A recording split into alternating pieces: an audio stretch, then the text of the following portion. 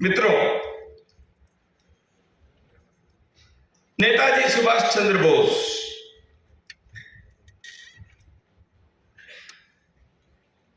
यह नाम सुनते ही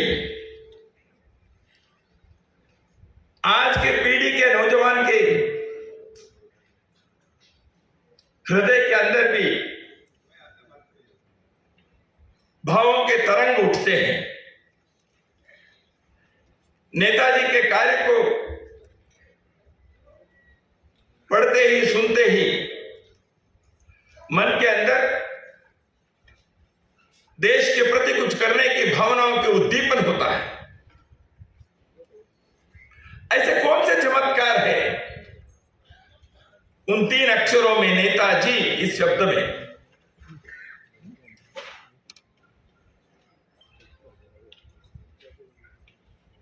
नेताजी मेरे जैसे संघ के स्वयंसेवकों के लिए प्रातस्मरणीय है, क्योंकि हम अपने एकात्मता स्तोत्र में सुभाष प्रणवानंद क्रांतिवीरो विनायक ऐसे प्रतिदिन प्रातः काल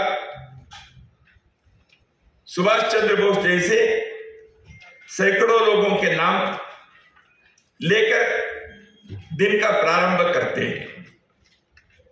इसलिए यह स्वाभाविक है मेरे जैसे कार्यकर्ता को नेताजी सुभाष चंद्र बोस के बारे में जब एक पुस्तक के लोकार्पण हो रहा है, वो भी एम.यू.आर. शास्त्री जैसे सिद्ध हस्त लेखक के द्वारा, तो इसमें सहभागी होना मेरे लिए एक सौभाग्य का विषय। नेताजी सुभाष चंद्र बोस को कैसे हम उल्लेख करें, स्मरण करें, याद करें, पुकारें? स्वतंत्रता सेनानी वो तो थे, एक महानायक वो तो थे ही, युवाओं के लिए प्रेरणा स्रोत निस्संदेह, आजादी फौज के महादंडनायक वो तो थे ही।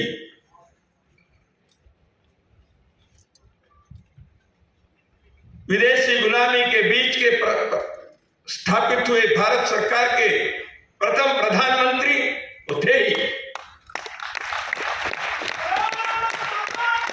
एक श्रेष्ठ विचारक, उनके विचार को पढ़ने से ध्यान में आता है इतने कम आयु में ऐसे श्रेष्ठ विचार को इतने गहन अध्ययन के आधार पर उन्होंने कैसे रखा। एक प्रतिभावान विद्यार्थी तो थे ही, इसलिए वो अपने विद्यार्थी जीवन में प्रथम श्रेणी में परीक्षा पास किए। उनके पिताजी जानकीनाथ दास जी ने जब उनको बुलाकर कहा, शरद बाबू इनके बड़े भाई वो भी साथ बैठे थे कमरे में, सुभाष को बुलाए पिताजी ने, तुम ICS करोगे क्या? तब तक सुभाष जी के मन के अंदर भारत को अंग्रेजों के इस चंगुल से इसको छुड़ाने के लिए, भारत के विमोचन के लिए मुझे कुछ करना चाहिए,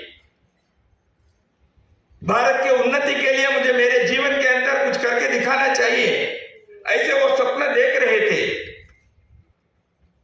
एक नौजवान, चारों ओर स्वतंत्रता आंदोलन के जो वातावरण था उस समय पिताजी कहते हैं कि तुम ICS करोगे। एक क्षण सुभाष बाबू द्वंद्व में पड़ गए। मैं हां कहूं तो मुझे अंग्रेजों की नौकरी करनी पड़ेगी, मैं ना कहूं तो भाई भी बैठे हैं, पिताजी भी बैठे हैं, वो सोचेंगे ICS करने की हिम्मत नहीं है, मैं फेल हो जाऊंगा, ऐसे डर से मना कर रहा हूं, ऐसे भी लग सकता है। उन्होंने कहा है, इसका उल्लेख है, इसलिए मैंने यहां आपके सामने इसको रख रहा हूं। उन्होंने स्वीकार किया, लेकिन हम जानते हैं ऐसे इसके परीक्षा पास करने के बाद भी उन्होंने उस परीक्षा को करके उन्होंने कहा, मैं विदेशी राज के विदेशी सत्ता के नौकरी करने के लिए पैदा नहीं हुआ। वो अपने भाई साहब को, शरद बाबू को पत्र लिखते हैं, मैं नौकरी नहीं करूंगा। He passed the ICS exam and at the same time he did not accept to become an employee in the British Empire. यानी ये है, इसलिए मैंने कहा नेताजी को किस दृष्टि से, उनके कौन से व्यक्तित्व के किस आयाम से हम स्मरण करें।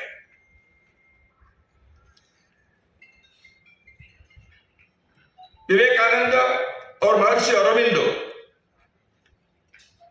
इन दोनों के जीवन से, विचार से, संदेश से प्रेरणा पाने वाले नेताजी थे।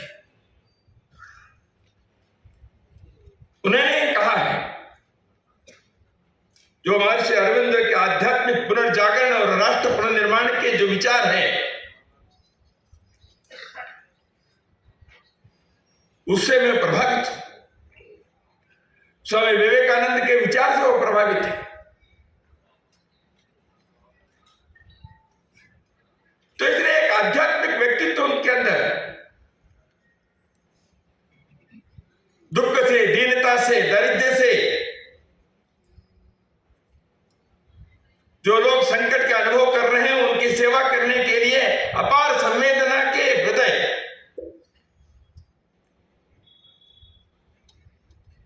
विदेशी सत्ता के विरुद्ध विद्रोह करने के एक अदम्य वो चैतन्य,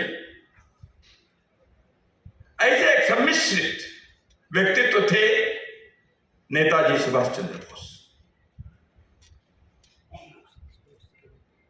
अश्वत्थामो बलिव्यासो हनुमाश्च भीष्मः कृपः परशुरामश्च सप्तैते चिरजीविनः सप्तैतान् संस्मरे नित्यं मार्कंडेयवतात्तमम्। ऐसे अपने देश में चिरंजीवी लोगों के बारे में, 7 सप्त चिरंजीवी और 8वां है मार्कंडेय, ऐसे श्लोक में है। यह अतिशयोक्ति नहीं होगी यदि मैं ये कहूं कि इस सूची में नेताजी सुभाष चंद्र बोस के नाम चिरंजीवी। चिरंजीवी किसको कहते हैं? व्यक्ति शरीर से विद्यमान रहते हैं, वो केवल चिरंजीवी नहीं है। तो कहते ही है, ये सभी युगों में रहने वाले लोग हैं, अश्वत्थामा, बलि, व्यास, हनुमान, विभीषण वगैरह। ऐसे ये तो हमारी परंपरा में एक आस्था है, श्रद्धा है, लेकिन एक विचार होता है, एक जीवन की साधना होती है। युगों युगों से चलती आई परंपरा के एक हिस्से के नाते आधुनिक काल में उसको अभिव्यक्त करने वाले, जीवन के साधना को, तपस्या को उस मेरु शिखर पर पहुंचाने के जो योग्यता रखकर उसके लिए साधना करते हैं और आने वाले पीढ़ी दर पीढ़ी के लिए सदा सर्वदा प्रेरणा स्रोत बनते हैं, वो चिरंजीवी बनते हैं। नेताजी सुभाष चंद्र बोस उस प्रकार के चिरंजीवी। और भी एक अर्थ से नेताजी का अंत हुआ कि नहीं, नेताजी हैं कब तक रहें, यह आज तक रहस्य है, कोई जानता नहीं। इसके बारे में कई प्रकार के अध्ययन, शोध कार्य सब होने के बाद भी इदम इत्थम, ऐसे नेताजी के अंत के बारे में कोई कह नहीं सकता। इसलिए नेताजी इस पंचभूत में विलीन हुए या पंचभूत के जैसे वो भी चिरंजीवी रहे हैं, ये हम कहें। चिरंजीवी नेताजी।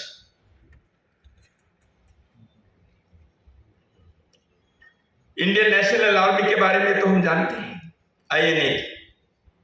अभी उसका नेशनल सॉन्ग यहां हमने सुना।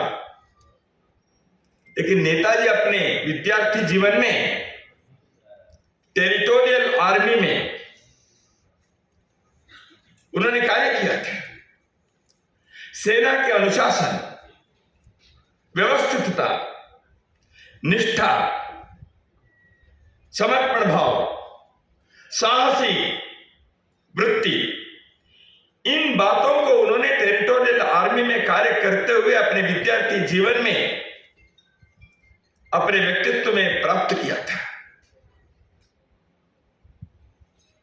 जीवन के उनके इस आयाम को यदि हम समझते हैं तो नेताजी आगे जाकर इंडियन नेशनल आर्मी के महादंडनायक बने। ये इसके पीछे कहीं तो एक शुरुआत, एक स्रोत, एक बीज वहां उसको हम देखते हैं। मित्रों, नेताजी के समग्र जीवन के बारे में तो यहां कहने की आवश्यकता इस सभागार में नहीं है। एम.आर. शास्त्री जी ने 380 पृष्ठों में जो लगभग 43 अध्यायों में नेताजी के बारे में विस्तार से लिखे हैं। कई पुस्तकें हैं और एक हैं, ऐसे सोच सकते हैं। लेकिन जितने मैं थोड़ा बीच बीच में देखते रहा, क्योंकि जैसे मैंने कहा लगातार तेलुगु पढ़ना मेरे लिए इतना अभ्यास नहीं होने के कारण, परंतु this is a book based on pure academic research and a passion for history and the personality of Netaji. This is the product of these things. शास्त्रीकारों, एक पत्रकार होने के नाते, एक लेखक होने के नाते सत्य को खोजकर, समझकर, किस चौकट में सत्य के बात को रखने चाहिए, इस विवेक से उन्होंने इस पुस्तक की रचना की है। पढ़ने वालों को बीच बीच में लगता होगा कभी भावना को, विचार को उन्होंने कुछ कटुता से, हार्शली उन्होंने कहा है। उन्होंने संकोच नहीं किया अपने सत्य को कहते समय। एक लेखक के नाते उन्होंने यदि चरित्र पुस्तक जो लिखे हैं उसमें भी इतिहास के संदर्भ में उनकी उस विचक्षण बुद्धि को, चिकित्सक बुद्धि को, शोध बुद्धि को हम लोगों ने देखे होंगे। उसी दृष्टि से इस पुस्तक को भी यदि हम देखें, कई जगह पर उन्होंने चाबुक लेकर जो लोग नेताजी के विषय में अन्याय किए हैं उनके बारे में without any hesitation he has put the things in black and white. तो इसलिए यह एक अध्ययन के आधार पर, शोध के आधार पर, बट विथ पैशन। कई बार क्या होता है, एकेडमिक पुस्तक क्या होते हैं, वो गंभीर तो होते हैं, सत्य तो रहता है, लेकिन पढ़ने के लिए बोर होता है। वो ऐसे नहीं। तो इसलिए यह ग्रंथ भी है, काव्य भी है। तो इस दृष्टि से मैं एम.आर. शास्त्री जी ने खास करके नई पीढ़ी को इस प्रकार के एक असत्य आधारित ग्रंथ को देने के लिए समाज की ओर से मैं उनका हृदय से अभिनंदन करता हूं।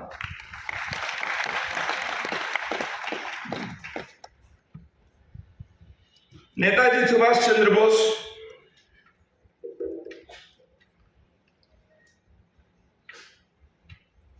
इतिहास हो गए, लेकिन भविष्य के लिए प्रेरणा देने वाले। नेताजी अपने स्वतंत्रता आंदोलन के कार्य में भारत राष्ट्रीय कांग्रेस में कार्य किया, हम सब जानते हैं। जिस प्रकार उन्होंने कार्य किया, बहुत ही कम समय में देश भर के नौजवानों के अत्यंत प्रिय नेता बन गए, इसलिए वो नेताजी हो गए। उनके साहस, मेधाशक्ति, उनके समर्पण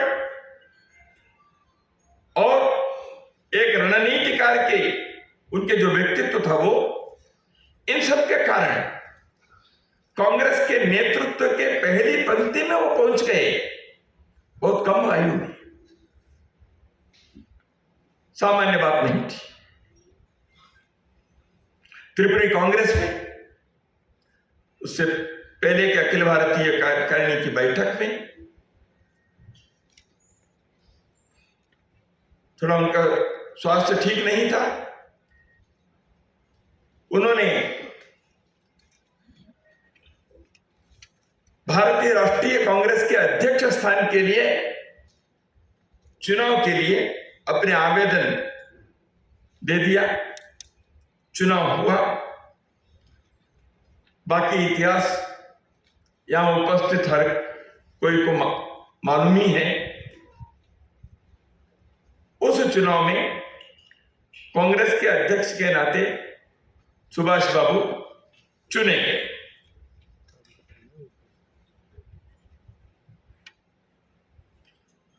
अध्यक्ष को कार्यकारिणी की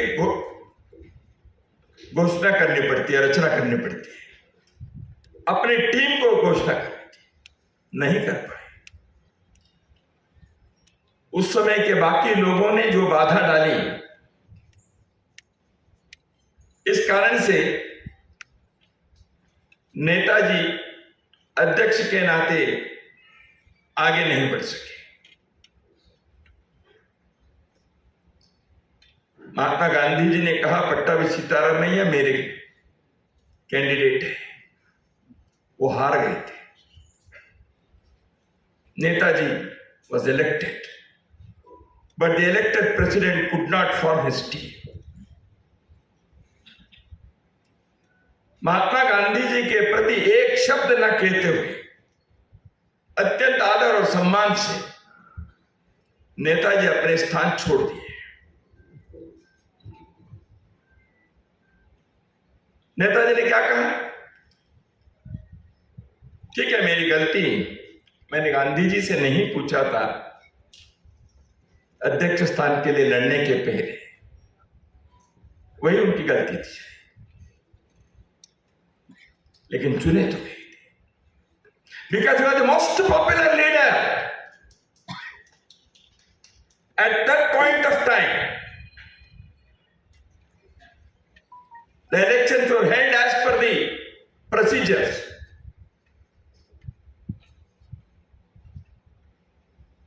The magnanimity of the leaders of Indian National Congress should have accepted a young leader who has aroused the expectations of millions and millions of people.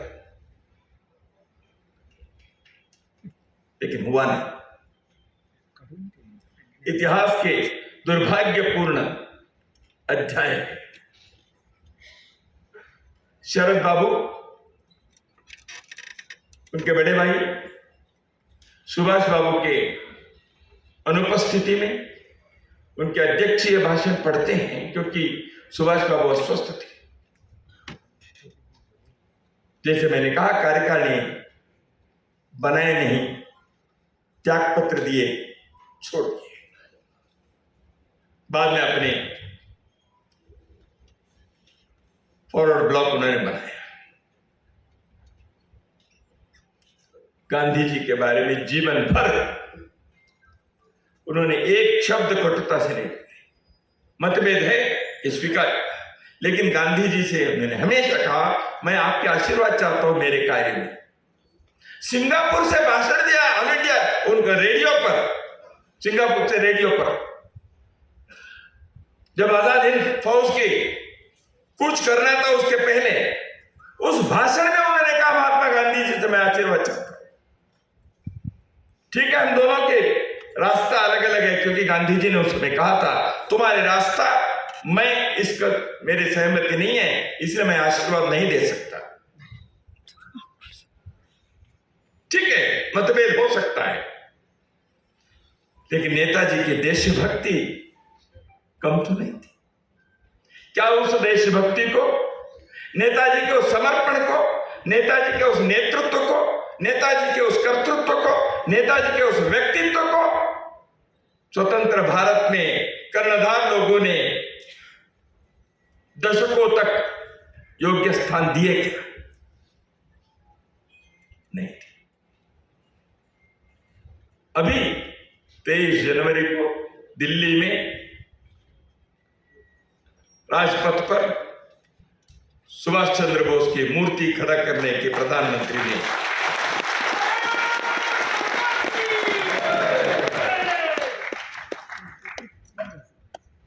मित्रों, सार्वजनिक जीवन में, वैचारिक आंदोलन में मतभेद होना कोई बड़ी बात, लेकिन मेरे मत के नहीं है वो सब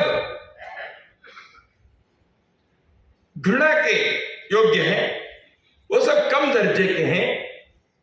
या तो उनके बारे में कहानी बनाना, स्वतंत्र वीर सावरकर के बारे में क्या किया गया, जिस व्यक्ति ने, जो बैरिस्टर बने थे, मराठी साहित्य सम्मेलन के अध्यक्ष थे, 1857 के उस ऐतिहासिक संग्राम को प्रथम स्वतंत्रता संग्राम के नाम से उन्होंने पहचान दी।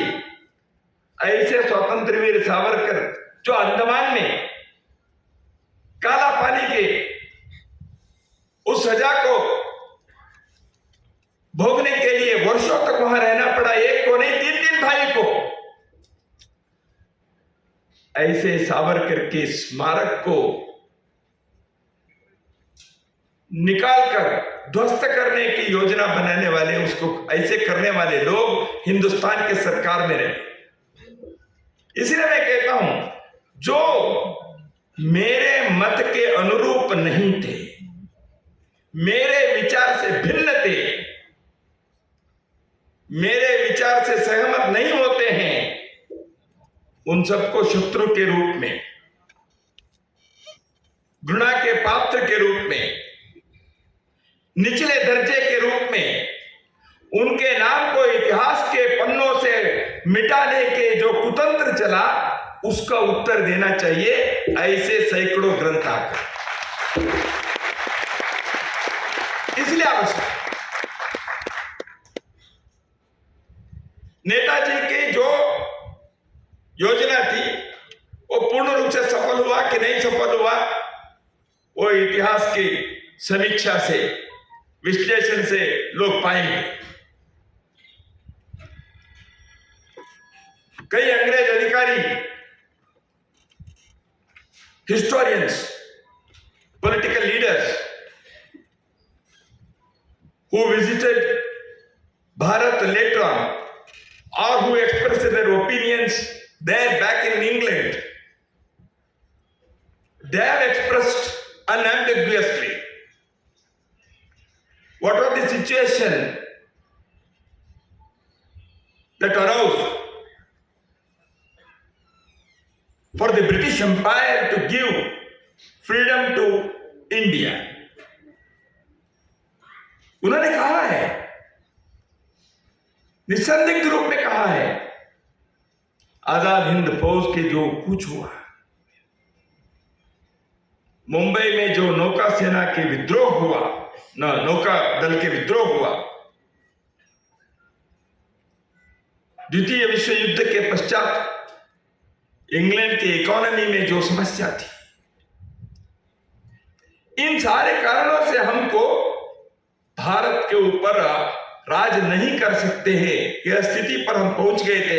ये कहने वाले 20 विद्वान, historians, political leaders, commentators, intellectuals, they have expressed in infinite number of times. इसका अर्थ यह नहीं कि भारत के स्वतंत्रता आंदोलन में जो अहिंसात्मक सत्याग्रह हुआ, इंडियन नेशनल कांग्रेस को हुआ, रेवोल्यूशन ने जो किया वो सब कम है, ऐसे नहीं है। लेकिन एक के कारण, किसी एक आंदोलन के कारण, किसी एक पार्टी के कारण देश स्वाधीन हो गया, यह जो एक वैचारिक धारा को आगे बढ़ाने का एक षड्यंत्र हुआ है, इसको उत्तर देने का समय आ गया है। स्वतंत्रता आंदोलन में सब प्रकार के लोग थे, सब प्रकार के प्रयत्न हुए हैं, सब वंदनीय हैं, सब स्मरणीय हैं। उन सब के प्रति आने वाले हर पीढ़ी नतमस्तक होने चाहिए। लेकिन आप इसमें पिक एंड चूज करके कुछ लोगों को बड़ा करना, कुछ लोगों को मिटा देना, यह सहन नहीं कर सकते। इसलिए नेताजी के बारे में आज वर्तमान पीढ़ी के सामने उनके व्यक्तित्व को रखने की आवश्यकता और अधिक है। नेताजी आजाद हिंद सरकार बनाई, सरकार की घोषणा की, जैसे मैंने कहा, उसके प्रधानमंत्री होते, कुछ किए, वहां से मणिपुर के मोइरांग तक आए। जैसे मैं प्रारंभ में कहा, दिल्ली चलो, उन्होंने घोषणा की। उससे पहले दुनिया के 2-3 देशों के बड़े नेताओं से वो मिले थे। विस्तार से जाने की जरूरत नहीं। हां, जर्मनी में हिटलर से मिले थे, जापान में मिले थे। जापान के सेना के साथ इन्होंने एक मेमोरेंडम ऑफ अंडरस्टैंडिंग उन्होंने एमओयू किया था। द्वितीय विश्व युद्ध के उस दौरान अलाइड फोर्सेस के विरुद्ध में एक्सिस फोर्सेस के साथ रहकर कुछ काम करने की उन्होंने जो योजना बनाई थी, उसमें भारत से अंग्रेजों को यहां से खदेड़कर भारत के स्वतंत्रता देने के लिए, भारत को मुक्त करने के लिए एक अंतरराष्ट्रीय योजना थी उनकी। दुनिया के इतिहास में किसी भी देश के अंदर विदेशी सत्ता के विरुद्ध में युद्ध करने के लिए प्रयत्न करने वाले लोग दूसरे देशों की सहायता लेना, यह कोई नई बात नहीं है, कई बार हुए। तो इसलिए जापान के साथ उन्होंने समझौता किए। भारत के कम्युनिस्टों ने क्या कहा? तोजो के कुत्ते। नेताजी के बारे में ऐसे अलंकारिक शब्द उन्होंने दिखा दिया।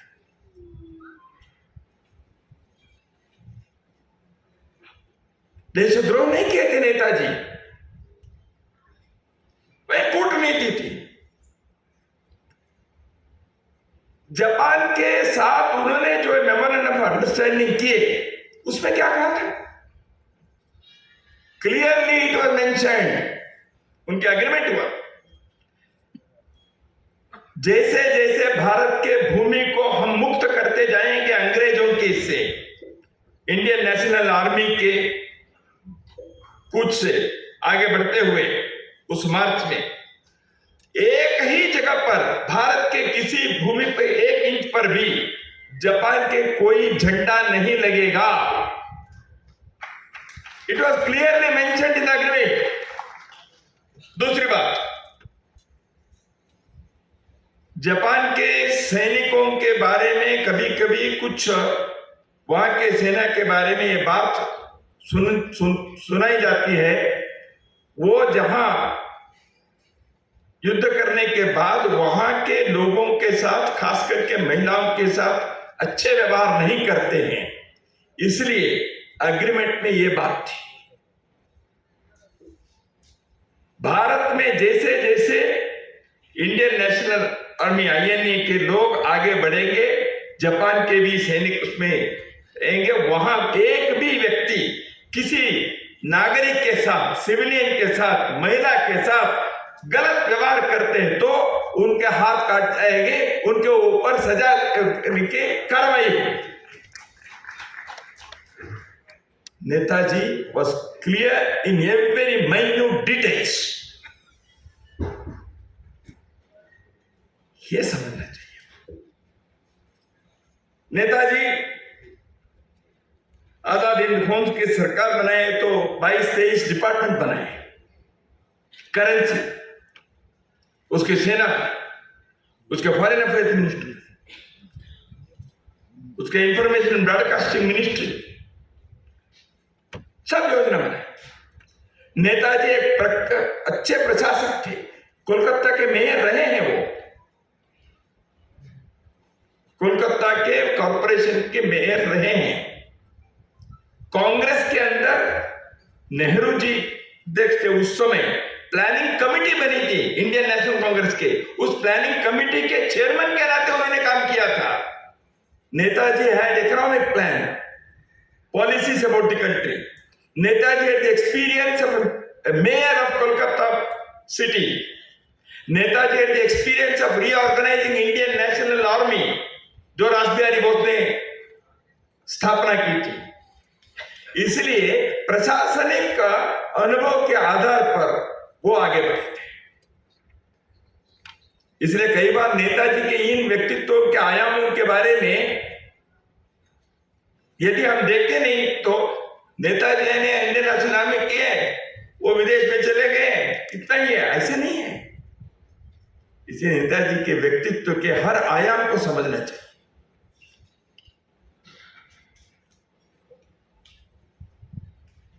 मित्रों, नेताजी जैसे प्रशासक थे, उनके बारे में कहते कि वो सोशलिस्ट थे। हाँ, राष्ट्रवादी समाजवादी थे वो, उन्होंने नहीं कहा। लेकिन उनके समाजवाद कैसे था उसके बारे में समर गुहा, जो नेताजी के साथ काम किए थे, उन्होंने लिखा है। समर गुहा लिखते हैं, नेताजी के समाजवाद यह कम्युनिज्म नहीं था, विदेश के सोशलिज्म नहीं था, आध्यात्म प्रणव समाजवाद था। उसके बुनियाद, उसके फाउंडेशन वो अध्यात्म था। समर गुहा लिखते हैं, was a companion and a follower of Netaji. Bharat के सांस्कृतिक परंपरा में अपने जड़े रखने वाले समाजवाद था। यह समर गुहा के शब्द हैं, rooted in Indian cultural heritage. तो इसलिए वो समाजवादी थे। ऐसे कह के एक शब्द से आज जो सोशलिस्ट समाजवादी जिस प्रकार के विचार रखते हैं उसके साथ जोड़ना यह कतई गलत हो जाएगा। इसलिए समर गुहा जो उनके साथ थे, उनके साथ काम किए थे, उनके अनुयायी थे, उनके शब्दों को हमें लेना चाहिए। नेताजी के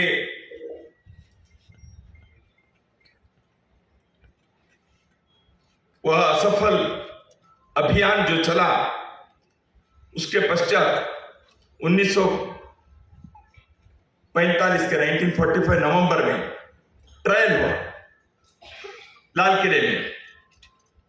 उस ट्रायल में नेताजी के पक्ष में, यानी इंडियन नेशनल आर्मी आईएनए के पक्ष में, आजाद हिंद फौज के पक्ष में वकील कौन थे? भूलाभाई देसाई। भूलाभाई देसाई ऐसे वकील थे, जो व्यक्ति थे वो प्रारंभ में सुभाष चंद्र बोस के विचार के विरोधी थे, सहमत नहीं थे।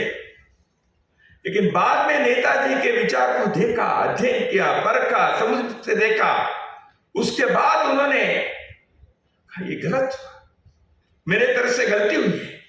इसलिए उन्होंने कहा मैं इस विषय को लेता हूं। Bhulabhai Desai was a very prominent reputed lawyer. उन्होंने कहा मैंने गलती की थी, नेताजी को मैंने समझा नहीं था। मेरे अहंकार के कारण मेरे आंखों के सामने मेरे बुद्धि के एक ऐसे पर्दा हो गया था, मैं समझ नहीं पाया, इसलिए मैं उस अहंकार से मुक्त हो गया हूं,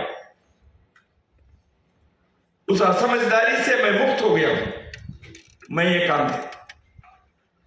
तो भोलाभाई देसाई नेताजी को कैसे स्वीकार किए? एक प्रखर अधिवक्ता समझने के बाद नेताजी के पक्ष को लेकर उस ट्रायल में, रेड फोर्ट में जो हुआ उसमें आईएनए के पक्ष को उन्होंने रखा। So these facts of history have to be told to the present generation. तो इसलिए इसकी आवश्यकता है। नेताजी के बारे में सोचते तो विवेकानंद के बारे में कहते हैं कि वो सन्यासी योद्धा थे। विवेकानंद एक सन्यासी योद्धा थे, नेताजी योद्धा सन्यासी थे।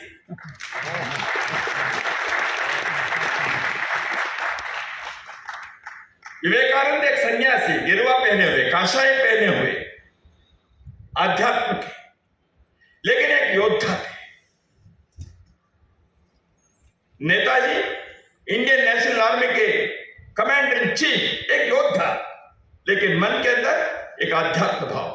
सिंगापुर में रहते समय कई बार रामकृष्ण मठ में जाकर वहां के स्वामी जी के सामने बैठकर उनसे मार्गदर्शन लेते। प्रतिदिन सोने के पूर्व रात्रि भगवत गीता के कुछ श्लोक, एक अध्याय वो पढ़कर सोते थे। That was Netaji. इसलिए नेताजी को समझना चाहिए भारत के सांस्कृतिक प्रवाह के, भारत के आध्यात्मिक परंपरा के, भारत के योद्धा इतिहास के, भारत के स्वतंत्रता के अनुभूति के, भारत के महान विभूतियों के एक प्रवाह के एक श्रेष्ठ रत्न नेताजी सुभाष चंद्र बोस। मित्रों, इतने कहने के बाद मैं अंतिम एक विचार कहकर समाप्त करूंगा। वो यह है कि नेताजी के गुणगान करने से हमारे काम पूरा नहीं होता। नेताजी के बारे में पुस्तक पढ़े, अध्ययन करे, प्रेरणा ले। प्रेरणा किस लिए? इस भारत को विश्व के राष्ट्र मालिका में अग्रस्थान, एक श्रेष्ठ स्थान, एक वंदनीय स्थान, एक सम्मानित स्थान दिलाने के लिए हमको नेताजी का अध्ययन करना चाहिए। जो भारत ने विकृत narrative, distorted historical narratives, distorted intellectual arguments, distorted academic pursuits, distorted research works with malintentions, with anti-national backgrounds, इस देश के अंदर जो पिछले दशकों से एक षड्यंत्र के तहत भारत को टुकड़े टुकड़े करने के लिए, भारत के आध्यात्मिक प्रवाह को नकारने के लिए, भारत के सामाजिक परंपरा इतिहास को विकृत ढंग से प्रस्तुत करने के लिए जो कुछ लोगों ने प्रयत्न किया है, उसको मिटाकर सही भारत के सही दृश्य को, सही इतिहास को, सच्चे इतिहास को, भारत के सच्ची परंपरा को, भारत के सही अध्ययन के आधार पर, भारत के शोध के आधार पर विश्व के सामने हमने भारत क्या है, भारत बोध क्या है, भारत की ज्ञान परंपरा क्या है, इसको रखने के एक समय आया है। The narrative has to be changed। Netaji कहते हैं आज के हमारे युद्ध में केवल आर्मी के साथ नहीं है, the present day is also the age of communication and publicity। इसलिए उन्होंने कहा लंदन में हमारे रेडियो स्टेशन प्रारंभ होना चाहिए, हमारे लिटरेचर पब्लिश होना चाहिए यूरोप के अन्य अन्य भाषाओं में। ये नेताजी कहते हैं। क्यों होनी चाहिए? For two reasons. एक, दुनिया भर में अंग्रेजों उनके सत्ता के द्वारा, उनके तथाकथित पंडितों के द्वारा, उनके विद्वानों के द्वारा भारत के बारे में अनाप शनाप विकृत चित्र को उन्होंने प्रस्तुत करके रखा है। इसलिए there is a negative intention of this narrative correction, that is to remove those impressions which have been created by the British in different parts of the world. इसलिए हमको ये करना पड़ेगा। दूसरा उन्होंने कहा there is a positive intention. The negative intention is to remove the impressions created by the British. The positive intention is Bharat क्या है, भारत के संस्कृति, आध्यात्म, समाज, यहाँ की ज्ञान परंपरा क्या है, ये विश्व को बताना चाहिए। ये नेताजी कहते हैं। इसलिए आज उस प्रकार करने वाले बौद्धिक क्षत्रियों की आवश्यकता है। The intellectual soldiers are required today. It is not the Indian National Army soldiers today to fight against the British Army, but it is the intellectual soldiers. A new army is required to fight against the army and those people who are distorting Indian narratives. इसलिए नेताजी सुभाष चंद्र बोस के जीवन हमें प्रेरणा दे। शास्त्री जी ने जो पुस्तक